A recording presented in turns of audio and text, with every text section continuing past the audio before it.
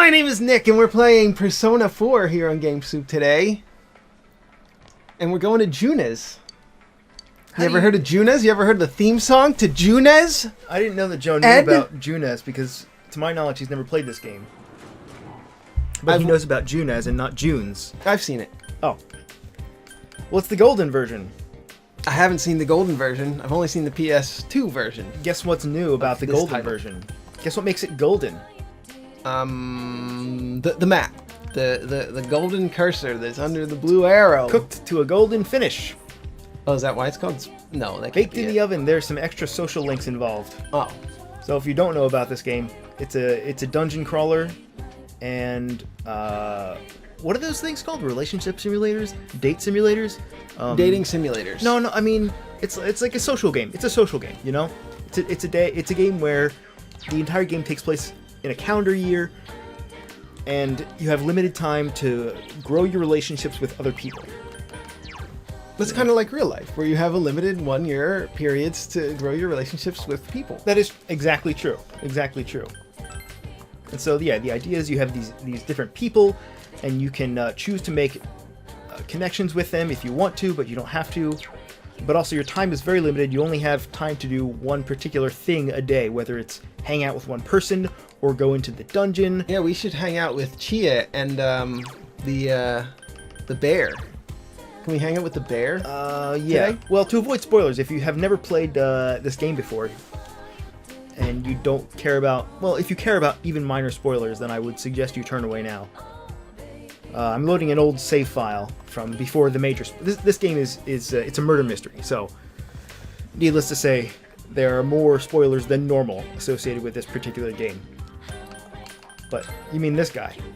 Yeah. Mm-hmm. What's his name? Teddy. Yeah.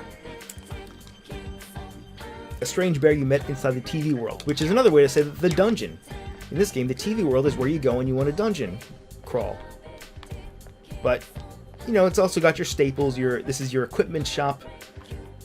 It's got some other interesting things. This is the bookstore, and you can read one chapter from a book per night if you choose not to pursue your personal relationships. You can instead read, or you can build models, or you can do your homework, or you can get a part-time job, or you can play with a cat. You know, the possibilities are really well, I shouldn't say they're endless because it's a video game, but you can do any of probably 100 different things at any time. So it really lets you customize the way you want to play the game. So if you're like me and you spend all your time indoors, and you think of yourself as a hermit, this is a great way to get some social what do you call that? Interaction, that's the word. Social points. So, for example, oh dang, there's a fox here. Sometimes you can call the fox and play with the fox. I'm the kind of person that in this game will frequently play with the animals. So, like, I'll hang out with there's a cat. There's a cat that hangs around here, and you can pass the time. Every day, you get a daytime thing, which are usually at school, because the storyline is you've just transferred to this school. So most of the time during the day, your time is taken up by school. But you always get after school to do whatever you want. And a lot of the time, after school, I'll go up to this cat, I'll press the A button a couple times. Mm-hmm. Will you pet it? Will you spend the day with the cat? Now I'm thinking, how fun must this cat be? I am so enthralled that I spent an entire day playing with the cat. I can't spend an entire 20 minutes playing with my actual cat. My actual cat. And here we go. He kind of looks like your actual cat. He actually does look exactly like my cat. You decided to spend time playing with the cat. By the way, this is a PS2 game. It's just been released. Well, it was released in June, right, on PC after 11 years of being in Junes. In Junes. And I am, you might say I'm bedazzled. No, you shouldn't say that. I'm dazzled. No, I should say, no, I want to use the word dazzled to say the game is, the port is dazzlingly incompetent. How about that? Oh. We'll say that. Yeah. That's disappointing. It is. I didn't know that. Yeah. I've had quite a lot of crashes. There's been quite a lot of bugs, many of which I've not experienced, thankfully.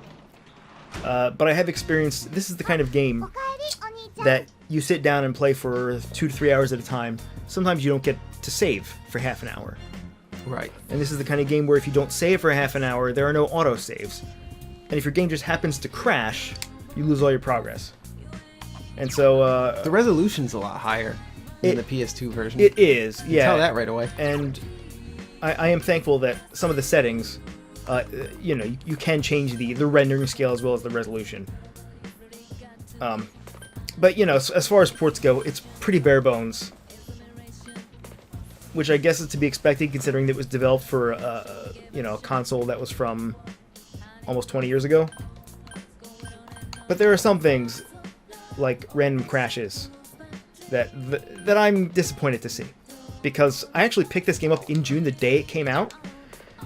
And I couldn't watch, the opening cutscene was stuttering, and it would crash if you mouse off of it and mouse back onto it. So I asked for a refund. The game was, at least for me, it had so many problems at launch that it was a waste of time to attempt to play. Right. And I finally just picked it up last month after reading that they had patched it 3 or 4 times. And I'm still encountering these issues. Yeah, that seems to happen with a lot of these ports from PlayStation titles. Yeah. And I guess it's not that surprising for a couple of reasons. It's an old title. Nier Automata, remember that? Yeah, they never patched that. Yeah.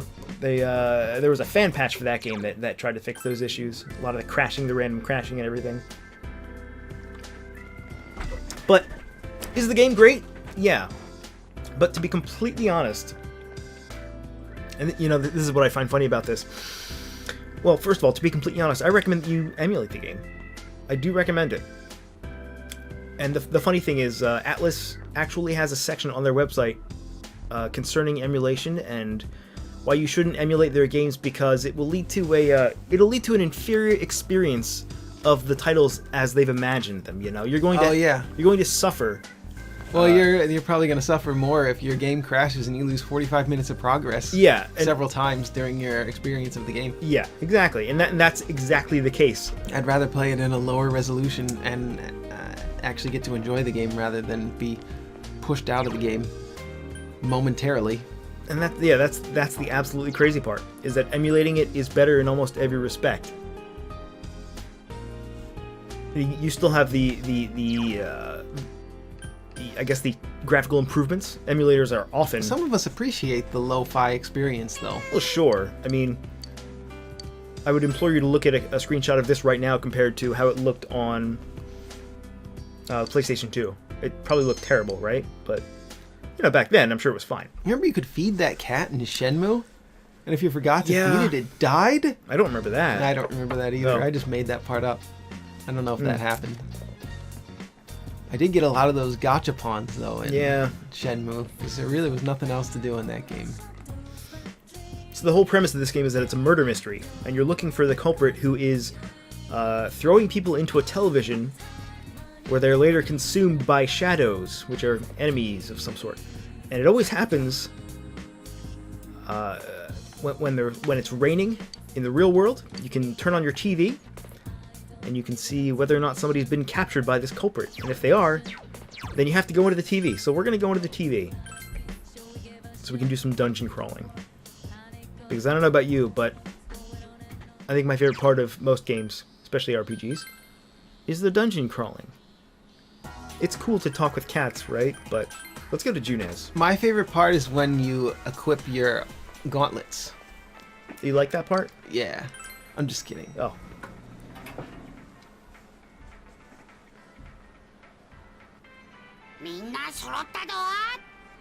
Oh yeah, that's one of the few benefits you get in this port, is the ability to change the Japanese voices instead of the English voices. Pretty cool. Because I think the English voices, this is kind of at a time where voice acting was still not great. Yeah, that's true. I mean, it's okay. It's pretty serviceable for the most part. There's nothing majorly wrong with it. Remember when that suddenly happened? It was like maybe the early or mid 2000s when voice acting just suddenly, all the English voice actors just suddenly got really good. Yeah, why did that happen? I don't know. So let's pretend we just entered the television. This is what we would have seen. We got all our party members here.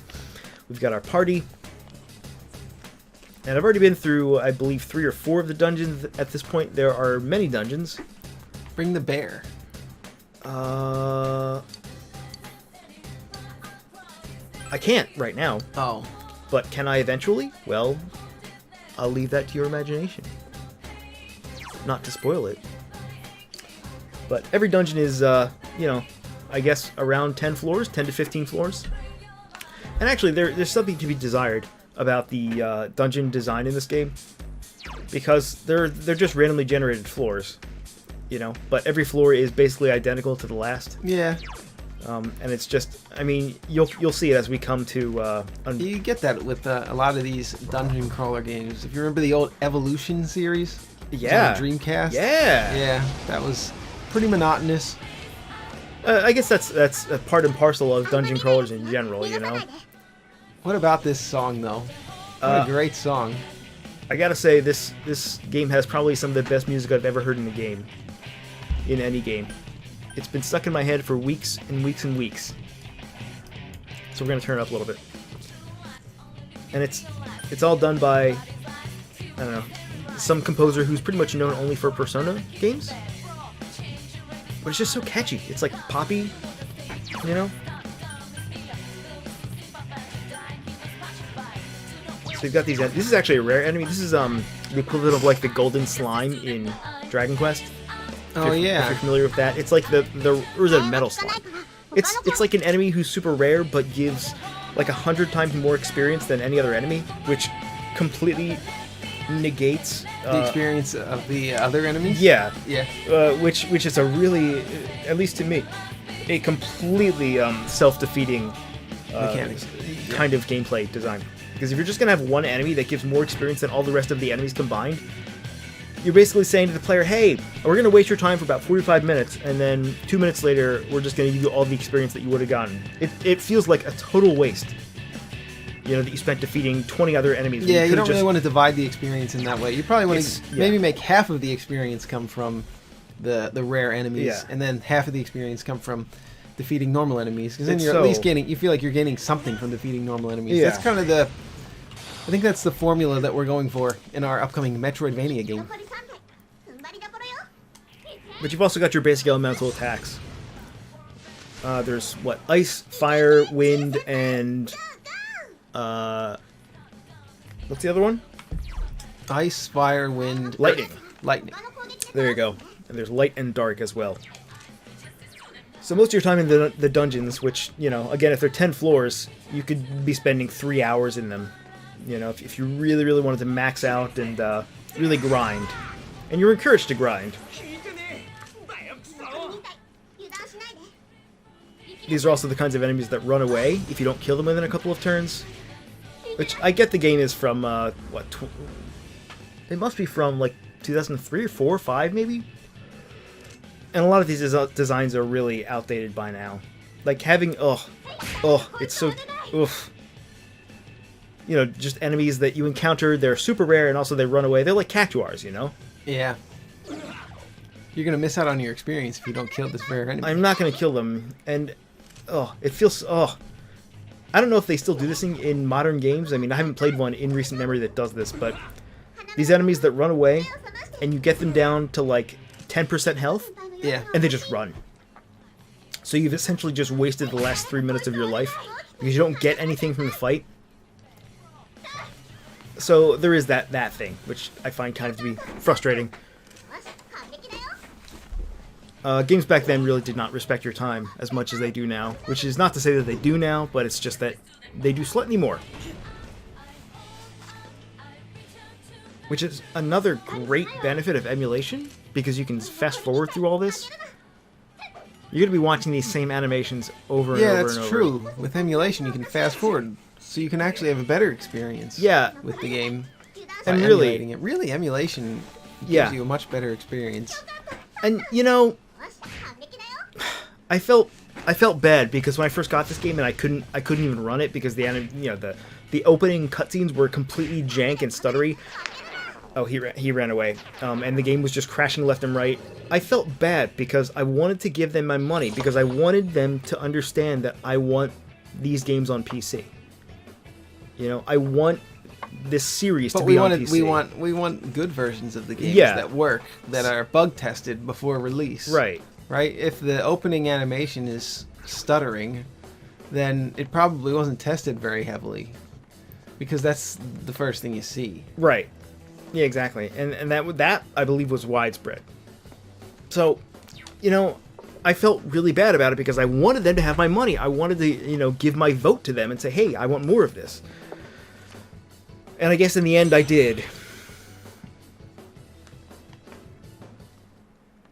Even though I actually still kind of regret it. I still kind of regret it, believe it or not. I would have had better luck emulating this for so many reasons. Because there are speed up options, there are graphical enhancements. So essentially, we're going to be showing you the official release of the game on PC, but we're recommending that you emulate it. Mm-hmm. That is absolutely true. Name another YouTube channel that would do that. You can't. Maybe you can. I don't know. Maybe there is another channel that would do that. I would like to see that channel. I would like to see another channel that's as truthful as GameSoup. Right. Although, I mean, it's not to say that, when we recommend you emulate something, it's not to say that we recommend you pirate the game. You can feel free to buy the disc on eBay and play it in the emulator of your choice, and that's nothing wrong with that. You can do that, but I also recommend just pirating it. Oh. Half of GameSoup recommends that you pirate the games. The other half recommends that you buy the disc on eBay and play it through an emulator. Well, okay, I shouldn't say I recommend that. I should say that's one possible course of action. Sure. Then we're in total agreement here that either one of those is a possible course of action. Well, yeah, but we both know which one's better. Because look at it this way, right? Atlas isn't making any money off the PlayStation 2 version of this game anymore, are they? Oh, did you want me to answer? No, they're not. Right. So your only option, if you want to play this game, is to buy it on eBay, in which case they don't get a cut, or buy it on Steam. I did actually buy it on eBay. I bought a new copy for $20. Did you really? Yeah.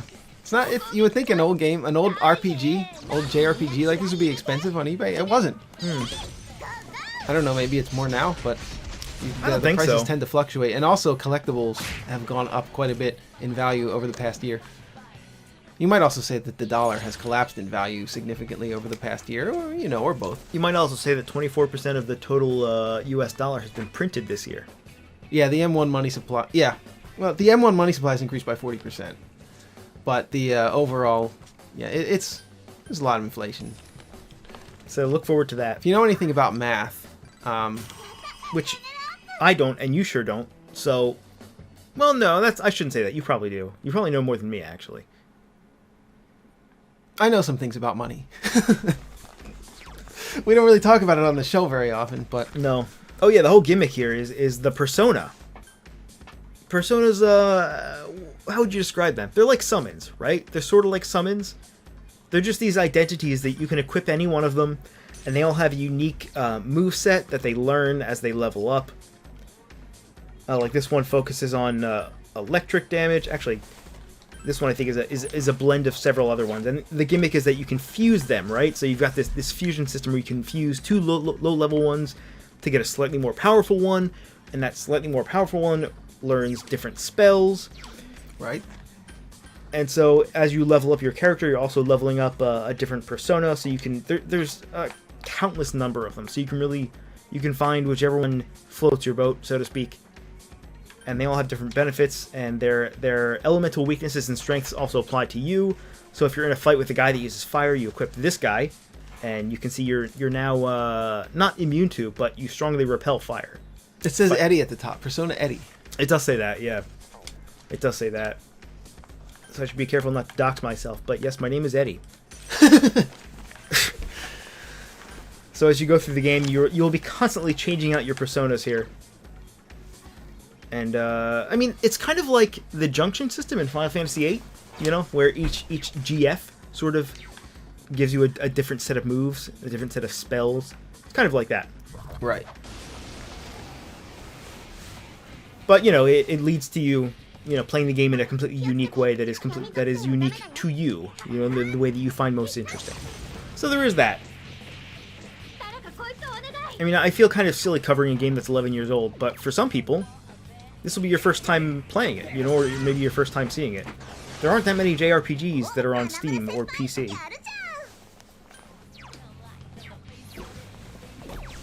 Or at least, in the last couple of years, a lot of them have come to PC, but, it's still mostly Well, I guess mostly a PlayStation thing, you know? By and large. Most of the greats are on PlayStation only. It's kind of weird to think about. So we could use ice on this, bro. Yeah, they get a lot of exclusives. Yeah. So like, I heard that the PS5 is crushing the Xbox right now, the new Xbox. Yeah, I mean that's not surprising. It's always been that way. No, it's not. Yeah, it's not really that surprising. There's never been a time when that was not true. Really, the 360? I thought the 360 did better than the PS3, or it was at least close to tied. Are we gonna look it up in terms of sales? Yeah. See, 360 sales versus PS3. I don't think so. I would bet against you actually. Past Microsoft's. Oh, here it is. Research firms. Oh. Oh, okay. So the 360 was ahead, but then the PlayStation 3 surpassed it. No. This was written in 2013. Let's look at a who finally won. Let's look at list of best-selling consoles on Wikipedia. Okay, yeah, then we can compare PlayStation 3, which has sold 87 million. Xbox, where's Xbox 360? Right below it, 84 million. 84 million. Okay, so it was pretty much tied up. Yeah, I was under the impression that 360 did better than PS3, but yeah, they were about tied up. I just created a tank with this shovel. How do you think he feels about that? Yeah, PS4 did better than Xbone. Are we gonna look it up? By a lot. No, we don't need to look it up. Oh, we don't need to? Okay. We can look it up. Here, I'll tell you. We'll do a segment right now. We'll do a segment. List of best-selling game consoles. Here, no, you can keep playing. I'll do it. I'll do the honors here. What I also like about this battle system, there's a lot that I am ambivalent about. The fact that it's really slow and you have to watch all the animations. But one thing I do like is that after some battles you get shuffle time, which is just it's sort of like the Mario RPG thing where you can double or nothing your coins or XP, but it's a lot more in-depth than that. Yeah. This is where you basically acquire all your new personas. And so, for example, I can get this one called Justice. You get to see his moveset, and you can decide if you want to choose him, or you can boost your experience, or you can recover a little bit. And there's a bunch of different options that you can choose. So you can kind of tailor it to how you're doing the dungeon. And by and large, your biggest limiting reagent here is your SP. Because there's no easy way to recover which is basically your magic points, your MP. There's really no easy way to recover it. And so you're forced to advance to the next calendar day, to recover your SP. And that's kind of how they get around you just like grinding through all the dungeon floors in one single day. You kind of got to take it a couple days at a time. Or a couple floors at a time, I should say. Which really only just makes it more difficult when you're trying to like micromanage a bunch of different things that you want to accomplish. Like you're trying to romance this one girl and also make friends with these two other guys. And also you're trying to raise your personal stats, like you're trying to make yourself more courageous. It's really difficult to balance all those things. That's kind of where the fun factor comes in.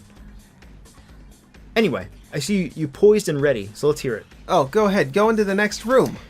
What do you think is... Actually, I can... Okay, what do you think is behind the curtain? I don't know, Joe. I was looking up the list of the top selling game consoles. Well, guess what? We're at the top floor of the third dungeon of the game. If you don't want spoilers, look away now. Oh, okay. Is it a boss? It's a boss. Oh, okay. It's the boss of this dungeon. Okay, we can do a boss. It's a very PlayStation 2 style game, in the sense. What's wrong with this? In the sense that I have fought many boss battles in the last several weeks that have lasted 30 minutes. Oh, yeah, I remember that. Right? That era. Yeah, that started probably in the Sega Saturn era. I fought a boss, I think it was 3 or 4 days ago. And it's one of those bosses where it has a shell, and you destroy the shell, and the core is exposed. Right. And I was like, okay, this is fine. This is fine. I destroyed the shell. The core is exposed. I'm going to take its HP down to 0, and I'm going to render it dead. But wouldn't you know, after 3 turns, the core regenerates. Yeah. It went from being a 5 to 10 minute fight into being a literally 30-minute fight. Because you had to destroy the core each time. 3 or 4 times, I think, in total. It's one of those games. And you only get a few turns at the core, and then it gets the shell back, right? Again and again? Yeah, and there's actually... Yeah. as far as balancing goes... Sounds somewhat familiar, although I can't think of any other examples of a boss that does that. Yeah. I'm sure there are. I mean, I played very few games where boss fights were this long. But it actually brings up a really, really interesting point about balance. And that is the amount of damage that you do and receive versus the flow of battle. Like, you know, in Final Fantasy, most of the boss battles are over within 3 minutes, right? Like, a regular fight might take 1 minute. A boss battle might take 3 to 5 minutes, maybe max. But in this game, the game is balanced such that, like, I'll show you, right? So we actually don't know how many hit points this guy has, but I'm going to use my most powerful attack that this character has, which is called Garula, which is a medium damage wind attack. It's probably going to do about 100 damage, and look at the HP bar. It did 76. I'm going to guess this boss has about 5,000 HP. Mm-hmm. Yeah, I can see that taking a while. You gotta watch the animations every time. Yeah. And if you just do the math on that, and you scope out how many turns it's going to take, this is a long fight. There's no way to get around it. And if we look at what the boss actually does to us, let's actually see. Do you hear that sound effect that the shovel made when he hit him? Boom. Yeah. So it did roughly 80 to 90 damage to everybody, which is not nearly enough to kill anybody, except that one of our party members now has to spend their turn healing. So we're operating at 3 out of 4 doing damage instead of 4 out of 4. So we're at 75% capacity, doing about 80 damage per attack. This is a long fight. And a lot of them are like this. Let's do it, man. We don't have the time. Oh. Well, let's do it for a little bit. Alright, so this boss actually has a weak point, which is... His butt? Which is unusual, because most bosses don't have any weaknesses. Junbi okay? That means, are you ready? Which is funny, because one of her alternate lines for that moment is, "Are you ready?" Here's another one of the animations you can't skip. It's an attack learned by those two characters once you have you're social linked them up enough. Yeah. Which is to say you've gained enough levels with them socially. Can I ask a question that's on everybody's mind? Yeah. How come a homie holding 2 fish? Yeah. Believe it or not, that is the strongest weapon that is available to him right now. All right. Yeah. Well, now you have to wonder what makes those fish so powerful. They're very stiff. Incredibly stiff. Those are some stiff fish. So we're doing damage, 74 damage at a time, 100 damage at a time. So speaking of stiff, let's talk about the stiff competition of these million-selling game consoles. Let's do that. What's the number one? Well, okay, yeah, let's do it. But before that, I'm gonna Alt F4 out of this fight. Oh my god, you can't actually pause the game right now. You actually can't leave. Oh my god. Oh my god. We're actually gonna have to Alt F4. Yeah, I guess there's no escape. I was just thinking I would restart the game. Yeah, there's no escape for you now. There's no way to escape it. Alright. Okay. Well, yeah, I guess we should show something else. Show something else in the game. We shouldn't probably fight this baby for the next 40 minutes. BRB. Yeah. So we loaded my current save file. So there are even more spoilers. If you're afraid of spoilers and you intend to play this game, don't look. I mean, you won't find out who the culprit is or anything. But there are some... Okay. Yeah, there are some character spoilers, you know? Sure. Like, for example, look at that handsome young fellow. It's the bear. Oh, is that the bear? It's actually the bear. Oh, yeah. I think I knew that. Yeah, at some point he comes into the real world. He lives in the TV. And decides to come out, and that is the form that he has for some reason. Let's see. So the number one selling console of all time is, let me guess, PlayStation 2. It is, but it's only trailed by less than 1 million by the Nintendo DS family. Really? Yeah, Nintendo DS. I'm surprised. I have a fondness for the Nintendo DS. Pretty strong fondness for the DS. Yeah. I gotta say. A lot of good games for that console. A lot of people had it. I mean... When did the DS come out? Do you remember? Shit. Because I have a very specific memory. Mid-2000s? We're going to look this up. Well, actually, no, it's right here. It's right here. 2004. 2004. exactly right. I gotcha. 2004. Okay. So I have a very specific memory of a time when Joe and I were on vacation in a particular year.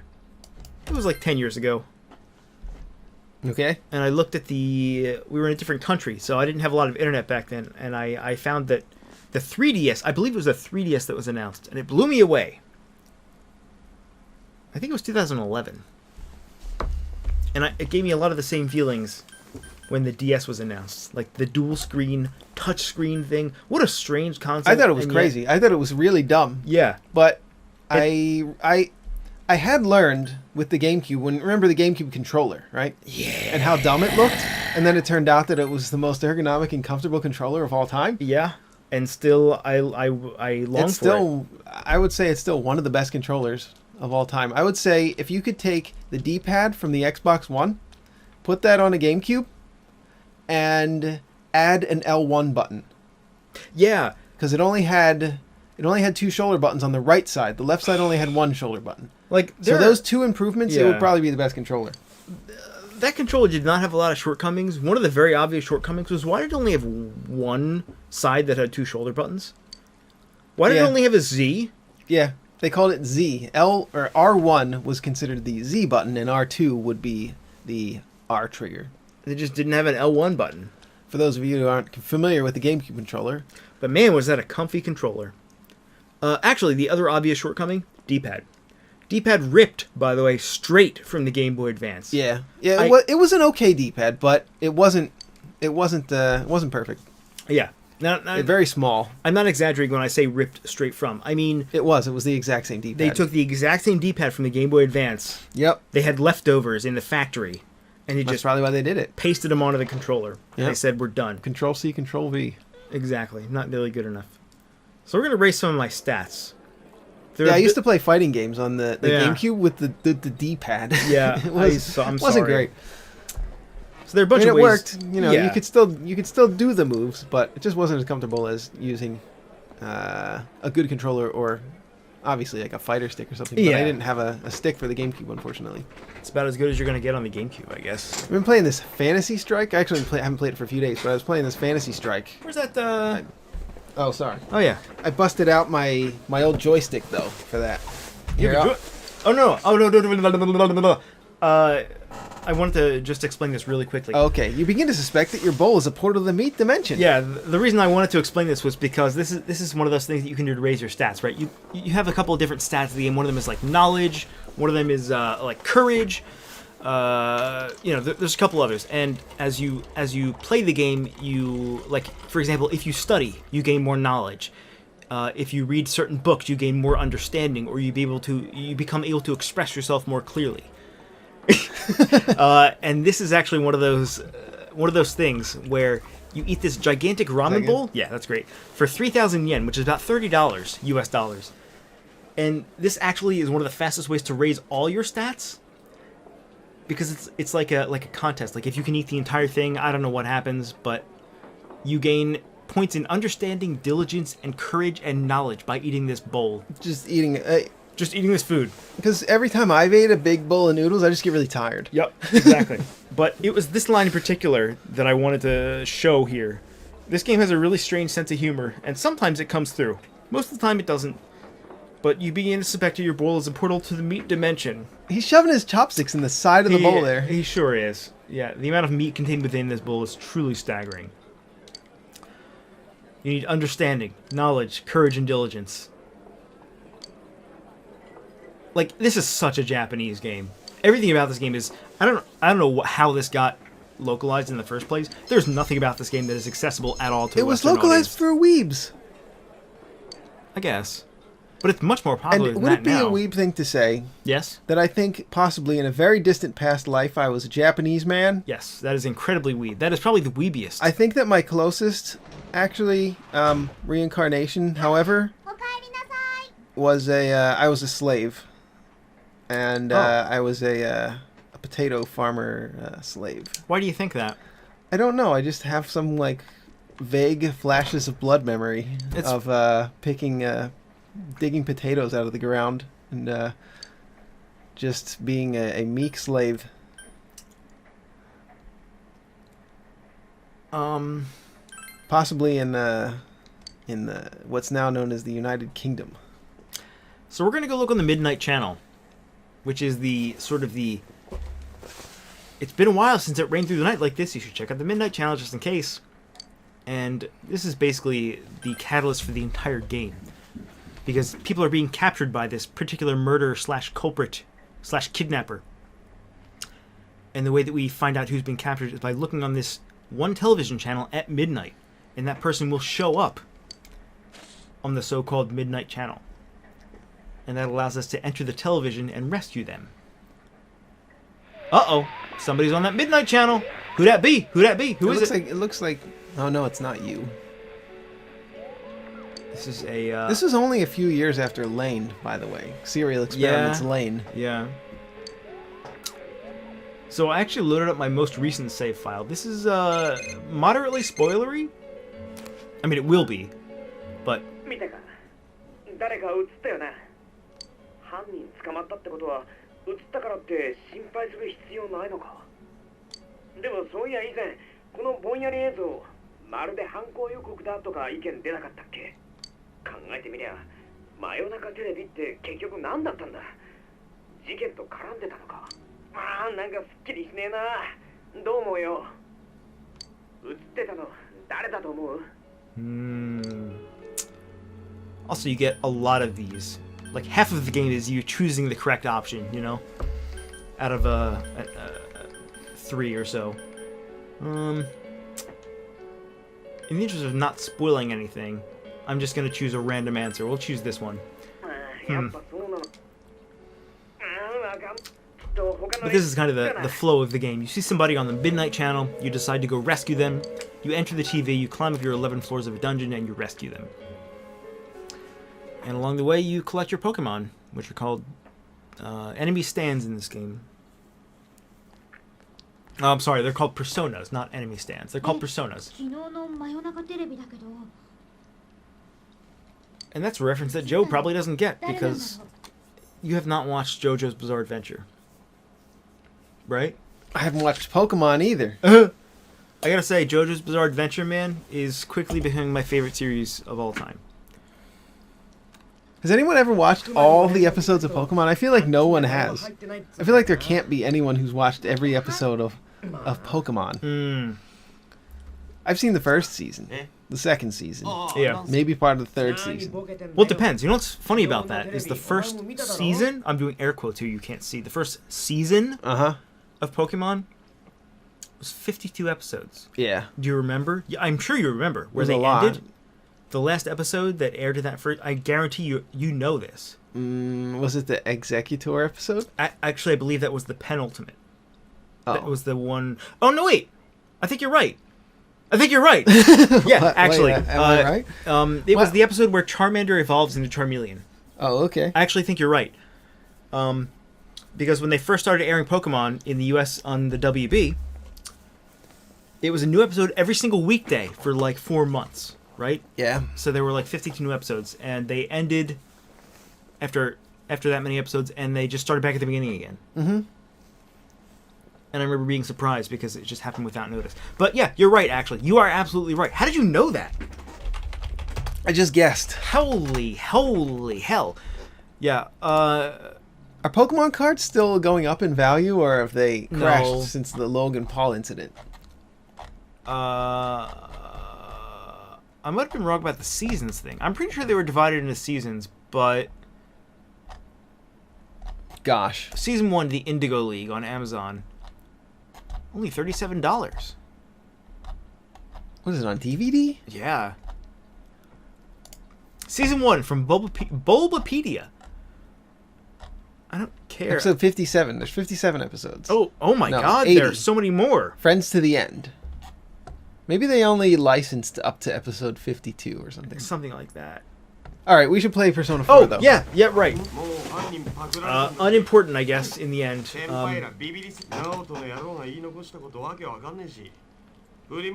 what I do like about this game a lot is that I'm about 30 hours in, and I'm still getting new party members.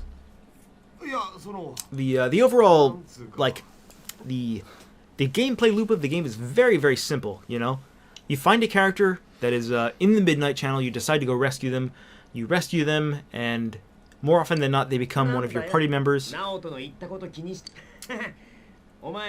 But because of the fact that it's sort of a murder mystery, and the story is constantly evolving, I'm 30 hours in, and I'm only marginally closer to solving this mystery than I was when I started it. Because a lot of the time is spent on growing your interpersonal relationships, which is refreshing. But emulate it. It's cool. I mean, it's cool to support Atlas, you know, to give them their $20 on Steam. But if you really want to experience this game, just send them a $20 bill in an envelope and download the emulation. That's even better. Download the ROM. Because because if you do it on Steam, right, Steam gets a cut.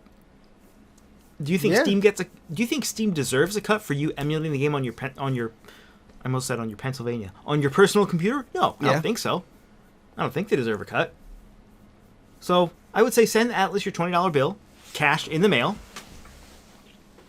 and then just emulate the game. You're gonna have a better experience. Speaking of which, I've been waiting a long time to play Persona 5. But I recently learned it was released on PlayStation 3, which is emulatable.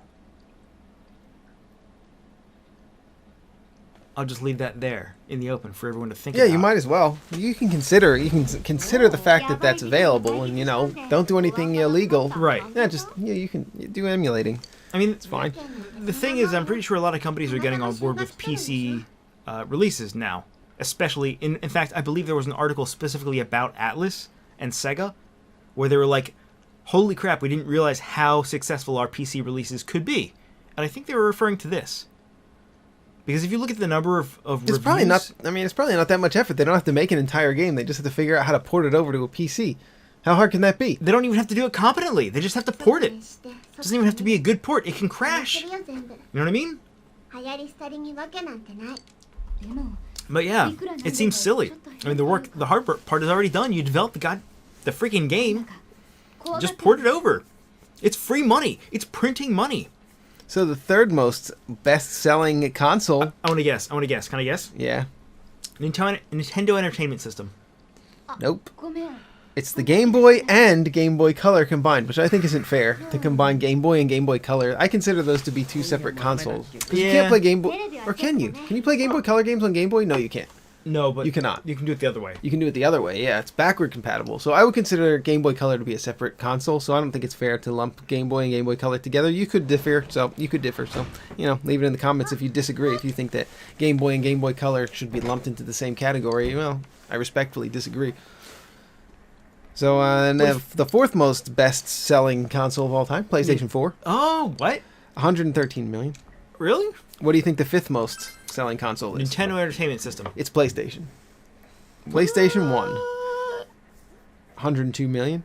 Hey, I was right about this, by the way. Look, television digital release 152. Yeah. The rest of these say part of season 2. It was 52, but it wasn't the Breeding Center secret. Where's the one about Executor? We probably shouldn't talk about this. That was episode 43. Actually, for some reason I remember them looping after episode 43.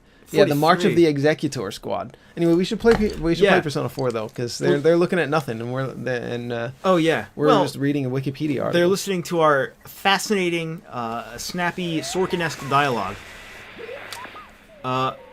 So this is a surprise for me as well. I actually don't know what's happening because this is in my current save file. The Midnight Channel came on. It's an extremely clear image. 皆さんこんばんは。探偵王子こと白金直人。